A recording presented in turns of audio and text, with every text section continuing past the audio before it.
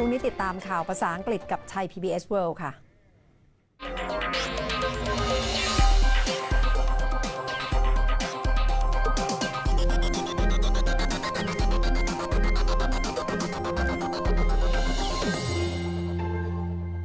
Good evening and welcome to Thai PBS World. In Singapore, today the new confirmed cases of infection of COVID-19 is 1,400. That's in just one day, and that makes the situation in Singapore the hardest hit in the region. It's becoming worse than Indonesia, the Philippines, and Malaysia. In the Thai PBS World tonight, our online program, Kun Thep Chai Yong and me talk to Simon Tay, Chairman of Singapore Institute of International Affairs. So it must be quite alarming in Singapore with the latest figure today. Well, it is a very high number, and of course it is of concern. When alarm bells ring, you must pay attention.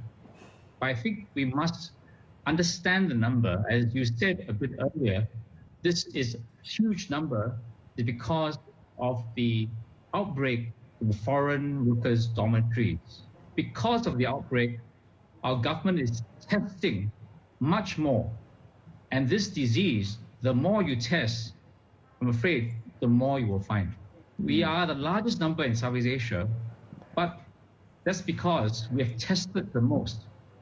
I think that if other countries start to test at the ratio we're doing, you might find the numbers will all go up, which is alarming but good. We need to assess the problem to really deal with the problem.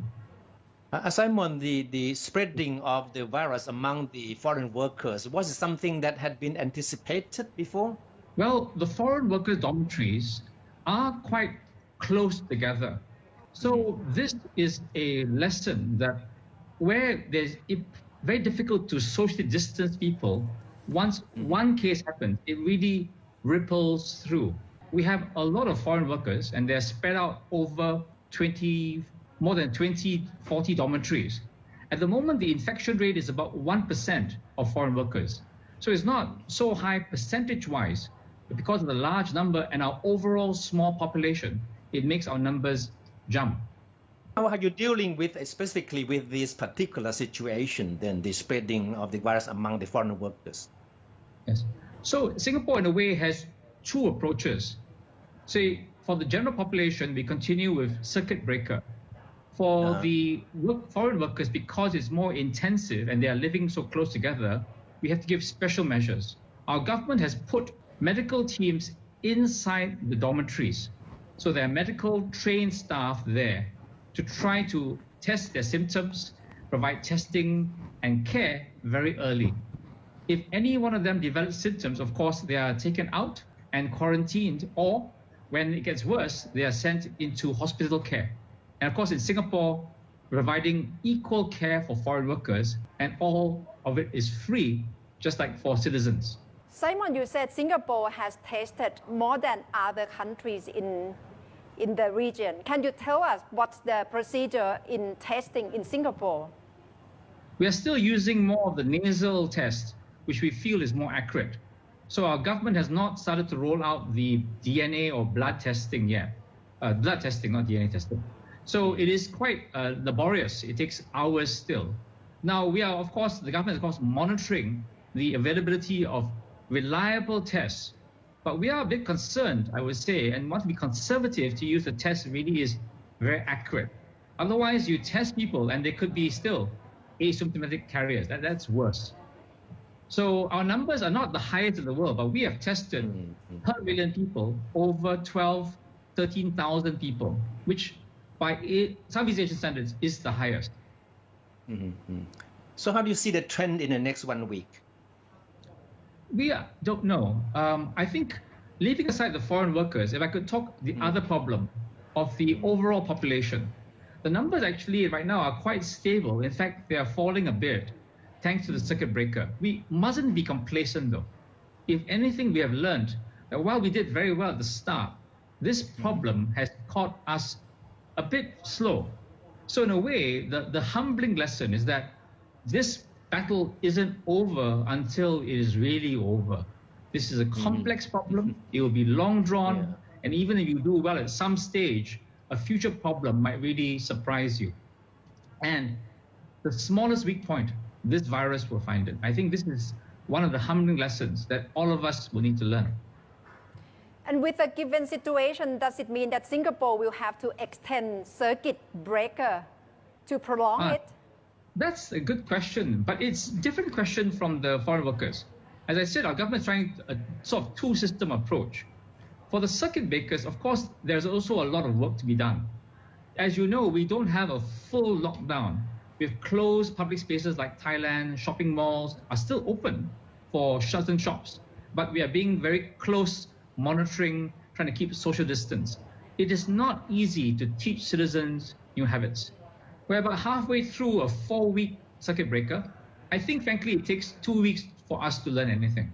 For me also, working from home with these strange lights is not the same as being in a TV studio. So even though, we try, we're all learning new habits.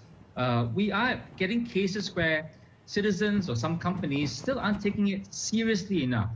We've changed some rules. In the past, you could walk around Singapore without a mask. Now, we are told we have to wear a mask, unless, of course, you're running or exercising strenuously.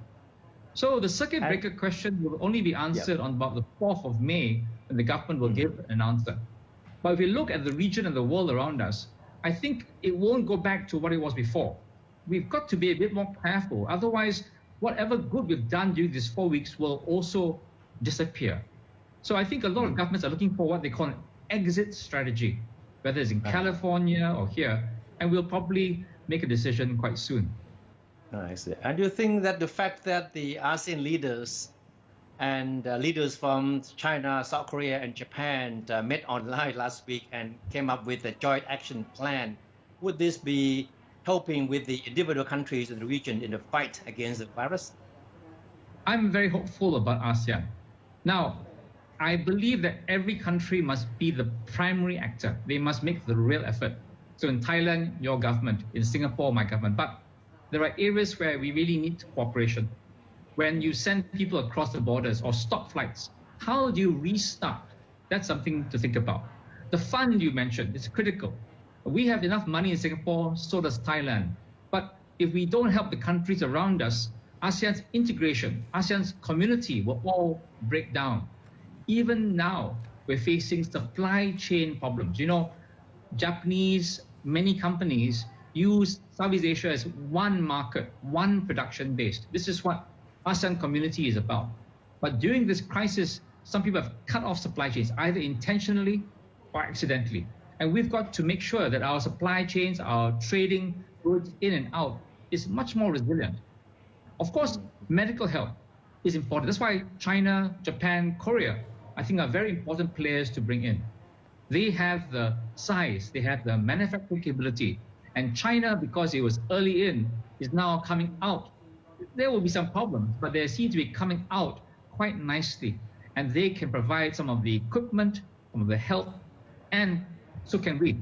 I think Thailand is ramping up its production of various test kits and masks. I think this would be a good thing to have in the ASEAN community as a whole. But how do you think ASEAN stands up to the crisis as a regional grouping? Well, like I said, oftentimes when there's an initial panic, it is all countries for themselves.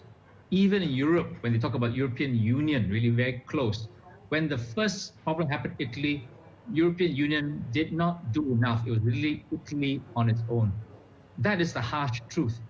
We first care about maybe our family, our neighborhood, then our friends, and then our country.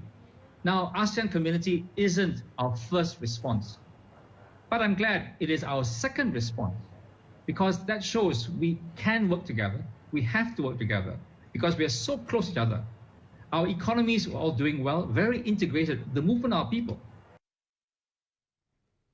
That's Simon Tay from Singapore, and he sees how ASEAN can join hands together and prove ASEAN centrality to fight COVID-19 situation. And that's all from Thai PBS World tonight.